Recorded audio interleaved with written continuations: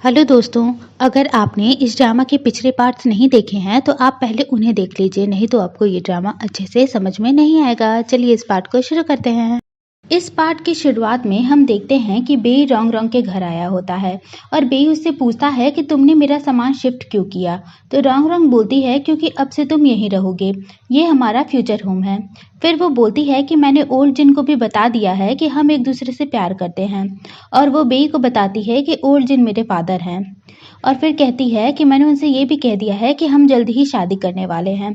तो बेई बोलता है कि मैं शादी करने के लिए तैयार हूँ, लेकिन मुझे अभी थोड़ा टाइम चाहिए। तो रोंग रोंग बोलती है कि हमें जल्द से जल्द ही शादी कर लेनी चाहिए, और मैंने क्यूबी से भी बोल दिया है कि वो मेरी कल की सारी मीटिंग कैंसिल कर दे, हम कल ही जाके शादी रजिस्टर कर लेंगे। ये सुनकर तो बेई को बड़ा वाला शौक लगता है, और फिर वो बोलता है कि कल शादी करने का सही टाइम नहीं है। तो रोंग रोंग बोलती है कि मैंने देख लिया है, कल का दिन बहुत ही शुभ है और कल शादी करना अच्छा होगा, तुम फिक्र मत करो। तो बेई कहता है मेरा वो मतलब नहीं है, मैं अभी शादी नहीं करना चाहता। तो रोंग रोंग बोलती है कि कहीं तुम इस वजह से तो अभी शादी नहीं करना चाहते क्योंकि तुम अभी ग्रेजुएट नहीं हुए हो। और फिर वो बोलती है कि अगर मैं गलत नहीं हूँ तो एक अंडर ग्रेजुएट लड़का जो अडल्ट हो चुका है वो शादी कर सकता है। तो बी उससे डरते डरते कहता है कि मेरी उम्र अभी शादी की नहीं है। ये सुनकर तो रोंग रोंग को फंदा ही लग जाता है, और अगले सीन में हम देखते हैं कि रोंग रोंग बी को दूसरे कमरे में धकेल कर भेज रही होती है और बोलती है जब तक तुम अडल्ट नहीं हो जाते तुम इसी कमरे में रहोगे, और जब तक तुम्हारी उम्र शादी की नहीं हो जाती तुम मेरे कमरे में कदम भी मत रखना। और फिर वो कमरे का दरवाज़ा बंद करके वहाँ से जाने लगती है। तो पीछे से बेई बोलता है कि लेकिन मैं एक हफ्ते में काफ़ी बड़ा हो चुका हूँ। तो रोंग रोंग बोलती है कि ये प्रॉब्लम नहीं है, और फिर बोलती है कि तुम अडल्ट भी नहीं हो, और फिर पैनिक होने लगती है। तो बेई बोलता है कि मैं तुमसे बस 5 साल का छोटा हूँ। तो रोंग रोंग बोलती है कि 5 साल पहले जब मैं ग्रेजुएट हो चुकी थी और जॉब कर रही थी तो उस समय तुमने कॉलेज एंट्रेंस एग्ज़ाम भी नहीं दिया था। इसके अलावा भी वो पैनिक होकर काफ़ी उल जलूल बातें करती है और फिर वहाँ से चली जाती है। तो उसके जाने के बाद बेई उसे पीछे से आवाज़ देता है, पर वो नहीं सुनती। तो फिर बेई खुद से ही कहता है कि मैं नाबालिग नहीं हूँ। अगले सीन में हम सी चैन और मिस्टर वू को एक गेमिंग क्लब में देखते हैं, जहाँ सी चैन पूछता है कि रोंग रोंग का होने वाला हस्बैंड क्या एक स्टूडेंट है। तो वो बोलता है कि यही नहीं, वो तो एक अंडर ग्रेजुएट भी है। और फिर बोलता है कि अगर रोंग रोंग की शादी हो गई तो जिन फैमिली में तुम्हारा क्या स्टेटस होगा।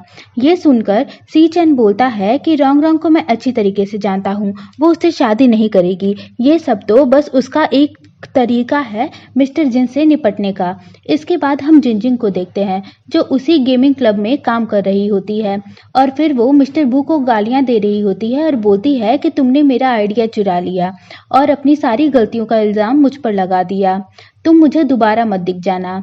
और जब वो जा रही होती है तो सामने ही से वो मिस्टर वू से टकरा जाती है, जिसकी वजह से उसके हाथों में जो स्टिक होता है उससे सी चैन को चोट लग जाती है।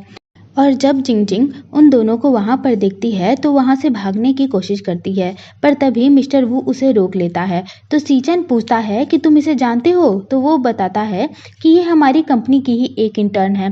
और फिर वो जिंगजिंग से पीछे घूमने के लिए कहता है और उससे पूछता है कि तुम यहाँ पर क्या कर रही हो। पर जिंगजिंग जैसे ही पीछे घूमती है तो उसके हाथों में जो स्टिक होती है वो नीचे गिर जाती है, जिससे फिर से उन दोनों को चोट लग जाती है। जिनजिंग अपना मुंह छुपाकर बोलती है कि आप गलत पर्सन से मिल गए हैं, और ये बोलकर वो वहां से भाग जाती है। उसके जाने के बाद मिस्टर वू बोलता है कि वो कब अंदर आ गई और कहीं उसने हमारी बात तो नहीं सुनी, आप बोले तो मैं उसका कुछ करूं। तो सीचन बोलता है कि हमने क्या बात की है। तो तब उसे याद आता है कि उन्होंने अभी जो बात की वो तो सारी नॉर्मल बात थी। वैसे यहाँ का सीन बहुत ज़्यादा ही फनी होता है। अगले सीन में हम रोंग रोंग को देखते हैं, जो कॉल पर क्यूबी से बात कर रही होती है और उससे बोलती है कि ओल्ड जिन को पता नहीं लगना चाहिए कि बेई की अभी शादी करने की उम्र नहीं है, और जब भी वो हमारे बारे में पूछें तो तुम्हें पता होना चाहिए कि तुम्हें क्या बोलना है। तो क्यूबी बोलता है कि मैं उनसे बोलूँगा कि आप दोनों एक दूसरे से बहुत प्यार करते हैं और एक दूसरे के साथ बहुत अच्छा टाइम बिता रहे हैं।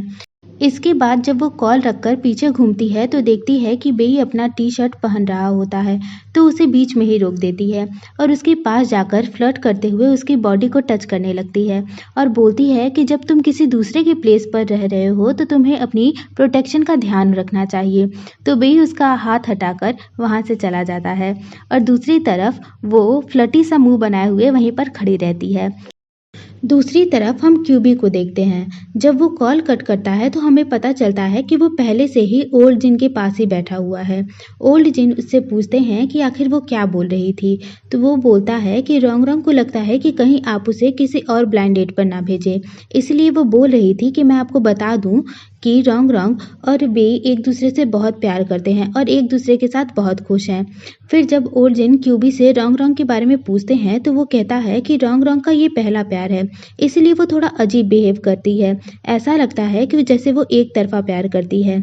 तो ओल्ड बोलते हैं कि मुझे नहीं लगता कि उनका प्यार एक तरफ़ा है और फिर वो क्यूबी को रोंग-रोंग और बेई की कुछ साथ में पिक्स दिखाती है और उन्हें देखकर बोलते हैं कि ये दोनों साथ में कितने अच्छे लग रहे हैं और फिर बोलते हैं कि बेई मुझे बचपन से ही बहुत पसंद था, पर मुझे अजीब लगता था क्योंकि बेई रोंग-रोंग से 5 साल छोटा था, पर अब देखो दोनों साथ में कितने अच्छे लग रहे हैं। तो क्यूबी बोलता है कि अगर मैं आपको उन दोनों का एक सीक्रेट बताऊं तो क्या आप मेरी सैलरी को बढ़ा देंगे? तो ओल्ड बोलते हैं कि हाँ बिल्कुल 20%। तो वो ये सुनकर तो क्यूबी उन्हें बताता है कि वो दोनों ब्लाइंड डेट से पहले भी एक दूसरे के साथ मिल चुके हैं और साथ ही वो उस रात के बारे में भी इशारे-इशारे में उन्हें बता देता है, जिसे सुनकर तो ओल्ड जिन बहुत ज़्यादा ही खुश हो जाते हैं।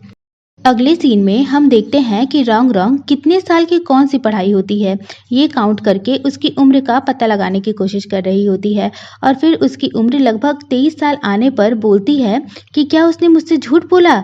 कहीं वो उसे पछतावा तो नहीं जो हमारे बीच हुआ। इसके बाद हम अगले सीन में उसे बेई के रूम में देखते हैं, जहाँ वो बेई की आईडी ढूंढ रही होती है और उसकी सारी चीज़ों को चेक करने लगती है। जब वो उसके नोट्स को देखती है तो उसकी हैंडराइटिंग की काफ़ी तारीफ करती है और जब उसके पर्स को चेक करती है तो पता चलता है कि उसमें पैसे ही नहीं हैं, तो वो उसी टाइम उसे 1 लाख युआन फ़ोन के ज़रिए सेंड कर देती है। इसके बाद भी जब उसे आईडी नहीं मिलती तो वो उसके तकिए के नीचे ढूंढने लगती है और जब वहाँ नहीं मिलती तो ब्लैंकेट में ढूंढने लगती है, लेकिन जब वहाँ पर भी नहीं मिलती तो वो उसके पॉकेट में चेक करने लगती है। पर तभी बेई की नींद खुल जाती है और वो पीछे घूमकर रोंग-रोंग से पूछता है कि तुम क्या ढूंढ रही हो, और यहीं पर ये पार्ट खत्म हो जाता है।